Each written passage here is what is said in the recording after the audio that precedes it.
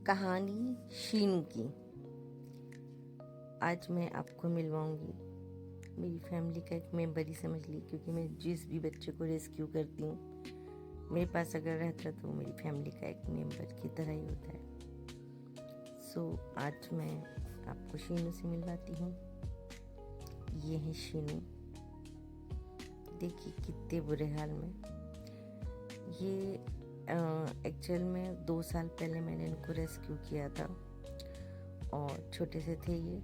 इनके पैर बहुत वीक थे, पिछले पैरों से ठीक से प्रॉपर चल नहीं पाते हैं ये। ऐसे कि ये बहुत धीरे धीरे चलते हैं, मतलब ठीक ठाक घर के अंदर रह सकते हैं, बाहर दौड़ना भागना, छतों पे चढ़ना, दूसरे घरों में जाना, ये इनके बस की बात नहीं है। लेकिन 15 मार्च रमज़ान के दौरान ये अचानक से रात में जब मैंने खाना देने के लिए बुलाया तो ये नहीं थे। मैंने उनको बहुत ढूंढा, आवाज़ें दी, बट ये नहीं मिले मुझे और मैं पूरी रात परेशान रही अपनी छत से, क्योंकि काफ़ी रात हो गई थी, किसी के घर नहीं जा सकते थे इतनी रात में। मैं परेशान हूँ, हर कोई उस तरह नहीं सोचता। फिर मैं रात भर समझ ली मेरी पूरी रात वहीं पे छत पे ही गुजरी इनको ढूंढने में। फिर मैं सुबह सैरी करके अर्ली मॉर्निंग, बहुत जल्दी सुबह नहीं जा सकते थे, सब लोग सो रहे होते हैं, किसी को घर में ही इनको ढूंढना था। घरों में बिल्लियाँ ज़्यादातर इधर उधर जाके छुप जाती। मैंने इस शायद किसी तरह कहीं पे ही चला गया किसी भी तरह और वापस नहीं आ रहा है, मैं जाके ले ढूंढ के लाती हूँ घरों में जाके। तो मैं गई, इनको ढूंढा मैं तकरीबन अपने घर से पीछे वाला जो रोड है हमारा घर के पीछे वाला, ये पीछे ही चले गए थे।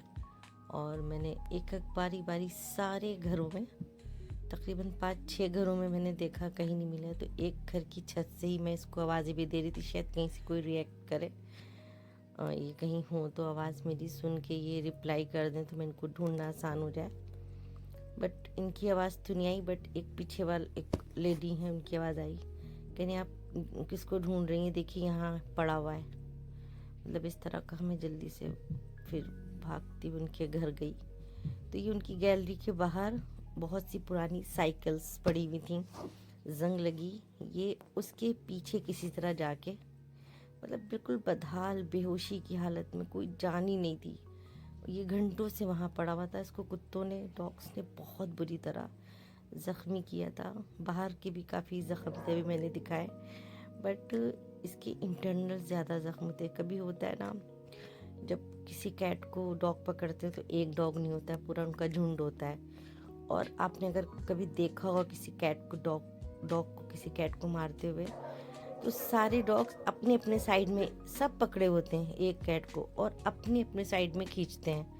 उससे क्या होता है, इनकी बोन्स टूट सकती हैं, लिगामेंट्स खिंच जाते हैं, वेन्स, मतलब बहुत कुछ होता है, किसी लायक नहीं बचते, टोटली पैरालाइज हो सकते हैं या मोस्टली तो डेथ हो जाती है।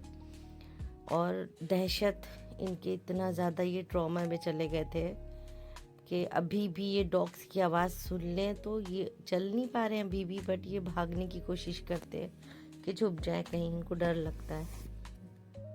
मैं वहाँ से इनको लेके आई, बहुत बुरी कंडीशन थी। फिर डॉक्टर्स को दिखाया, डॉक्टर ने भी कहा मुश्किल है, बिल्कुल इनके में जान नहीं थी, हील भी नहीं। अभी देखिए मैं इंजेक्शन वगैरह सब लगा रही हूँ। ये ऐसी कैट थी कि इनको पकड़ना ही मुश्किल था। ये बहुत बार मेरे काट भी चुके हैं, पंजे मार देते हैं, बट हम इनसे बहुत प्यार करते हैं, इसलिए सब माफ़ इनके लिए।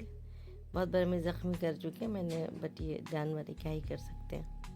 बट आज इस हाल में है कि मैंने सारे इंजेक्शन्स, कुछ भी इनके साथ करूं, ये चुपके पड़े हैं, रिएक्ट नहीं कर रहे हैं। ये जो क्लिप है ये तकरीबन तीसरे दिन की है। इनको जब मैंने वहाँ से जब मैं लेके आई तो ये तीसरे दिन की है। 2 दिन तक तो मैं खुद में बहुत ज़्यादा परेशान थी इसकी हालत देख के, तो कुछ भी शूट वगैरह नहीं किया था। तीसरे दिन जब इनका ट्रीटमेंट मैं कर रही थी तो मुझे लगा चलो शूट कर लेते हैं इनका। इन सब को शूट करके आप तक ये वीडियो जो मैं चैनल पे डालने का एक ही मकसद है कि लोगों में ह्यूमैनिटी जागे, लोग के दिलों में रहम आए। इन बेज़ुबान जानवरों के लिए कहीं पे कोई तकलीफ़ में तो हेल्प करे, क्योंकि मुझे सबसे ज़्यादा तकलीफ़ इस बात की भी हुई जब मैं इसको लेके आई। वहाँ बहुत से लोगों ने देखा और ये बहुत पता नहीं कितने घंटों से वहाँ पे अपनी जान बचा के कैसे वो किस तरह वहाँ पे उस साइकिल्स के पीछे आया होगा, और ये साइकिल के पीछे आ गया तो शायद डॉग्स वापस चले गए होंगे।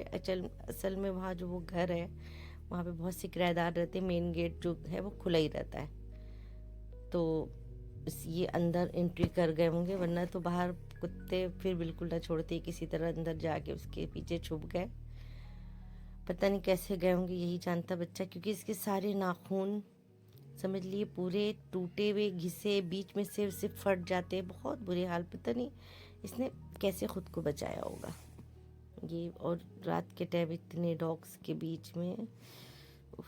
बस अल्लाह ने इसकी ज़िंदगी देना था तो सो ये बच गया। मैंने उम्मीद नहीं छोड़ी थी, बहुत कोशिश करी, इनका ट्रीटमेंट प्रॉपर किया और पैम्पर पहनाया, ताकि क्योंकि मेरे पास बहुत से बिल्ली और बाहर गली में मेरे डॉग्स काफ़ी हैं, मुझे कुछ और मेरे पास केसेस कभी भी कोई भी आ जाता है, मैं अपने आप को रोक नहीं पाती, मदद करने पहुंच जाती हूँ।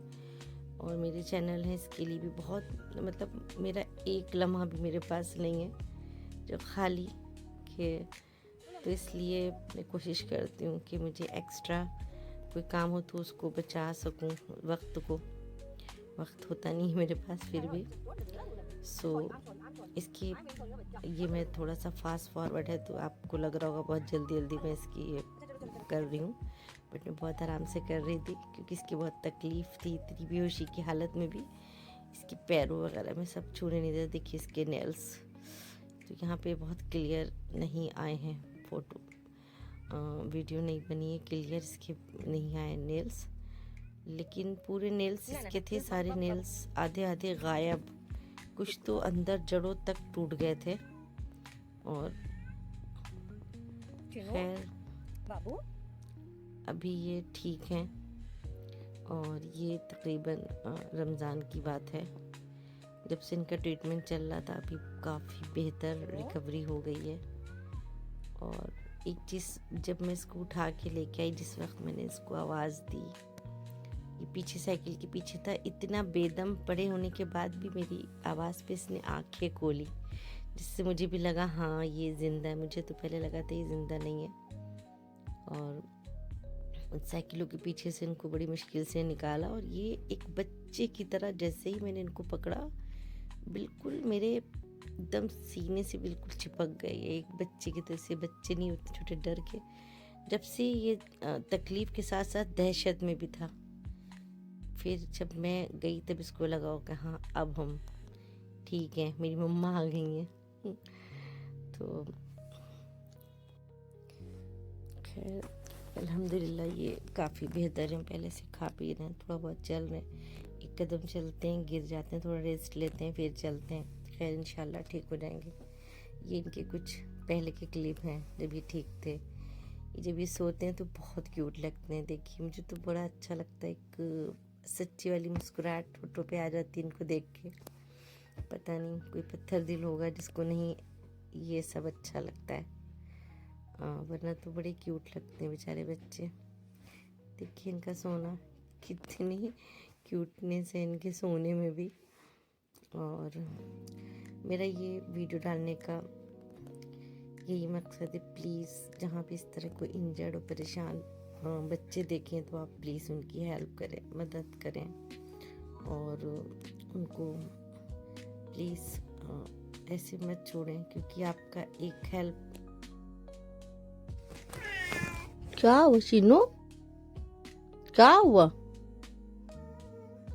तबीयत खराब है, बहुत तबीयत खराब है।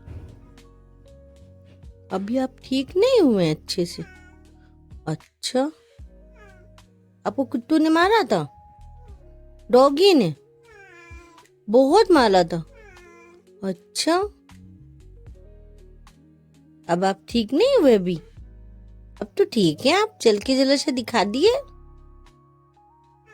बाबू शीनू क्या हुआ?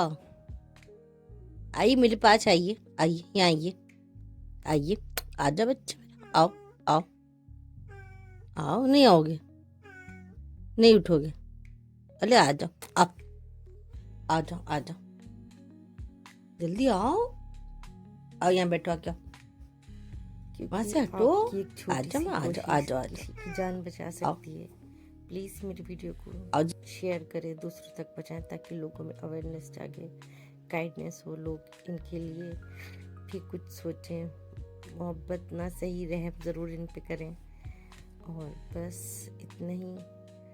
फिर जल्दी किसी बच्चे की तकलीफ़, खुशियाँ भी लेके आएंगे, आपसे शेयर करेंगे, बट इनकी तकलीफ़ें आप तक ज़रूर पहुँचाएंगे, ताकि आप भी जाने कि इनको बहुत तकलीफ़ होती है, बिल्कुल हमारी तरह। जब हमें तकलीफ़ होती है, सेम इनको भी उतना ही दर्द होता है, और ये बता भी नहीं पाते, इनको तो एक्स्ट्रा ही दर्द होता है। ठीक है, फिर मिलते हैं फिर किसी ऐसी एक वीडियो में, किसी बच्चे का दुख शेयर करते हुए आप लोग के साथ। सो गाइस, प्लीज़ अब इस वीडियो को शेयर करिए, हमारे चैनल को सब्सक्राइब करिए, लाइक करिए, ताकि हमारा चैनल ग्रो करें, क्योंकि मेरा मकसद बहुत साफ है। ऐसे ही बेघर बच्चों की मदद करने के लिए एक शेल्टर हम बनाना चाहते हैं। प्लीज़, अल्लाह हाफिज़।